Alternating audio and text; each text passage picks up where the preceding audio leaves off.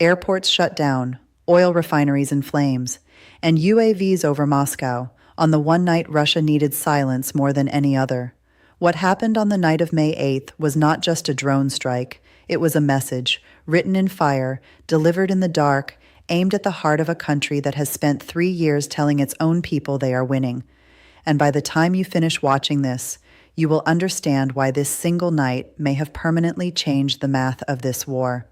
If you have been following this conflict closely, share this video right now, because what we are about to break down is something most outlets are still getting wrong.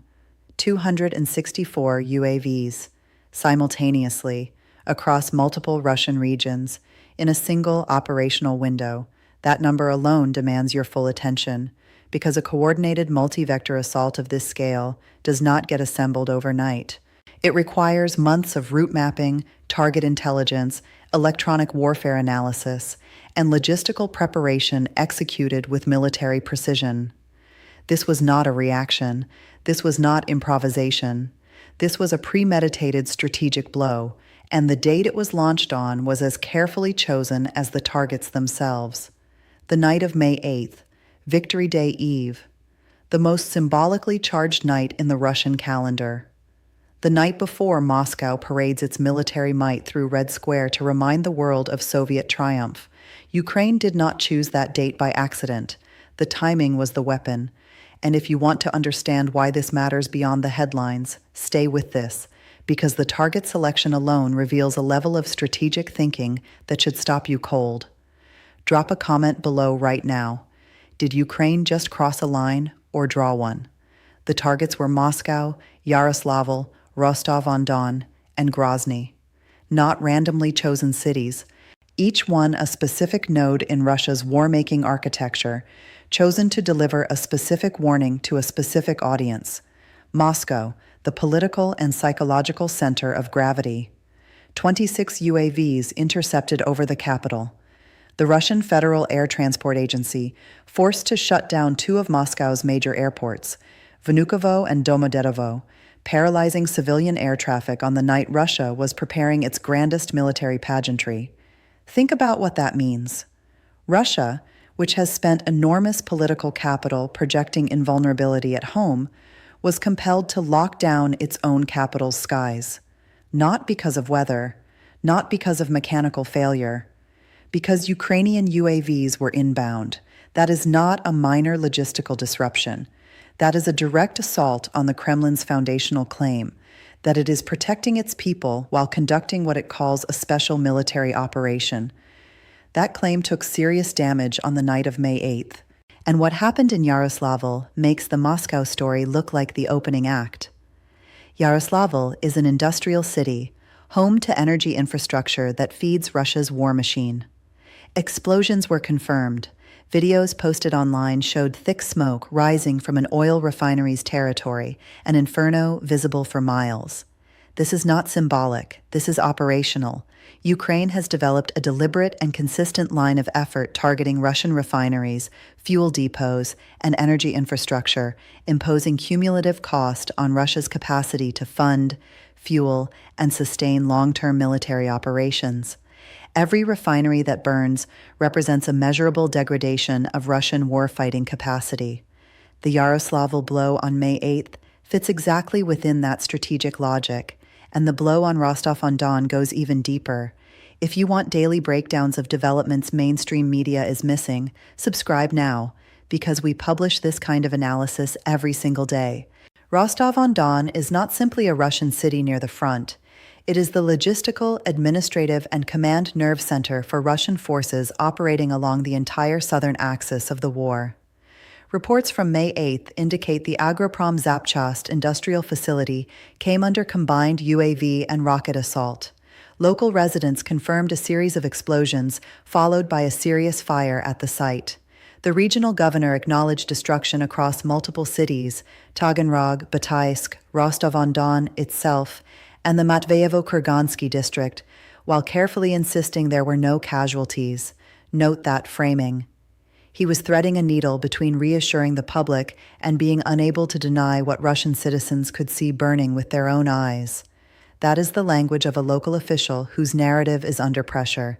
and the strategic logic behind targeting Rostov runs deeper than the immediate damage. Every time Ukraine forces Russian military and civil defense authorities to simultaneously defend Moscow, Yaroslavl, Rostov, and Grozny in a single night, it stretches Russian air defense networks across an impossibly wide front. Air defense missiles are finite. Radar operators are finite. Command bandwidth is finite. When you force an adversary to defend everything at once, you degrade their ability to defend anything effectively. This is the economy of force principle, using a relatively inexpensive asset, the domestically produced UAV, to impose disproportionately expensive defensive requirements on the adversary. Ukraine has mastered this doctrine. May 8th was its most ambitious execution of it to date. But nothing in this assault carries the psychological weight of what happened in Grozny. Grozny, the capital of the Chechen Republic, was struck by Ukrainian UAVs on the morning of May 8th. Footage appeared online swiftly. Ukrainian official Serhiy Sternenko commented directly, delivering what he called greetings to Kadyrov via UAV. Unpack that for a moment. Ramzan Kadyrov has built an entire political identity around the image of invulnerability. His forces deployed to Ukraine with enormous fanfare. He has used their presence as a platform to project strength to his domestic audience and to the broader Russian information space. By striking Grozny, Ukraine was not simply hitting a target, it was publicly puncturing that myth. It was telling the people of Chechnya and every Russian watching through social media that no corner of Russian-controlled territory is beyond Ukrainian reach, that the war the Kremlin insists is being fought over there, far from Russian soil, is arriving at Moscow's airports, at Yaroslavl's refineries, at Rostov's industrial sites, and now at Kadyrov's doorstep. The psychological cost of that demonstration is as damaging as any physical destruction the UAVs inflict. This is the dual-track strategy: capacity destruction through infrastructure strikes and will destruction through the demonstration that no one in Russia is insulated from consequence. Ukraine pursued both simultaneously on May 8th, and the date was engineered to maximize the contradiction between Russia's triumphalist parade narrative and the reality of burning skylines. To fully understand the strategic weight of May 8th, you cannot separate it from the diplomatic collapse that immediately preceded it. On May 4th, President Zelensky declared a unilateral Ukrainian ceasefire, effective from midnight on May 6th. This was a calculated move, designed to test Russian intentions in front of the entire world, to demonstrate Ukrainian willingness to pause while exposing Moscow's refusal to reciprocate. Russia's response? Silence, followed by continued military operations, followed by ongoing shelling of Ukrainian territory. Russia did not respond to the proposal. Russia did not honor the ceasefire. Russia kept firing, but here is the detail that transforms this from diplomatic failure into something far more revealing. On that same day, May 4th, the Russian Ministry of Defense announced its own unilateral ceasefire for May 8th and May 9th Victory Day, the 2 days when foreign dignitaries would be seated in Red Square, when the cameras of the world would be on Moscow's parade.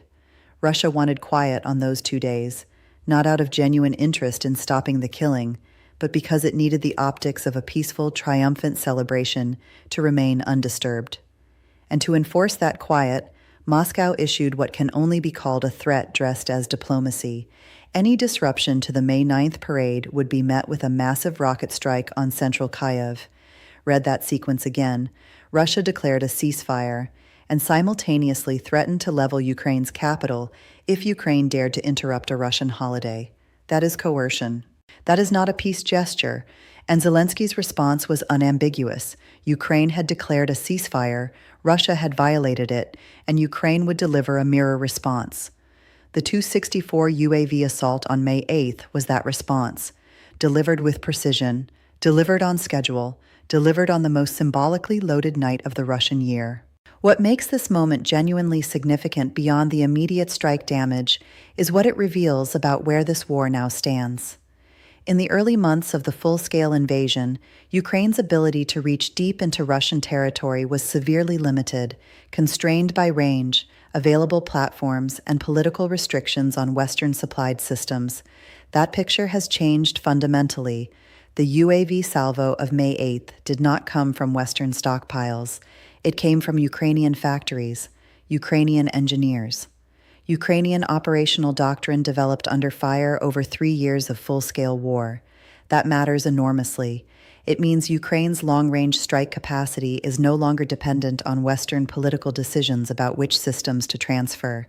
It is self-generated, self-sustained, and self-directed. A Russia that must now dedicate major air defense resources, intelligence assets, and civil emergency infrastructure to defending its own cities, refineries, and airports is a Russia fighting a more expensive war than it planned for. Every S-300 missile expended over Moscow is a missile not available over Ukrainian cities. Every ruble spent defending Yaroslavl's energy infrastructure is a ruble not reaching the Donbas front. The arithmetic of attrition is shifting, and Russian military planners are being forced to confront that shift in real time. The events of May 8th also sent a signal well beyond Moscow, to Washington, Brussels, and every capital currently discussing a negotiated settlement of this conflict. Ukraine will not negotiate from passive endurance. It will continue developing and exercising its capacity to impose costs on Russia, regardless of the diplomatic temperature. Any framework for peace that does not account for genuine Ukrainian security interests will face the same answer: demonstrated reach, demonstrated will, and demonstrated capability to make continued war genuinely painful for Russia. The war has entered a phase where neither side can deliver the decisive battlefield blow that forces the other to capitulate. What happens next, how Moscow responds, whether with calculation or with rage, will define the next chapter of this conflict entirely. And that next chapter may already be in motion. If this analysis gave you clarity that the headlines didn't, share it with someone who needs to understand what is actually happening in this war. And if you want this level of daily breakdown delivered before the mainstream catches up, subscribe. No noise, no filler, just the analysis that matters every single day.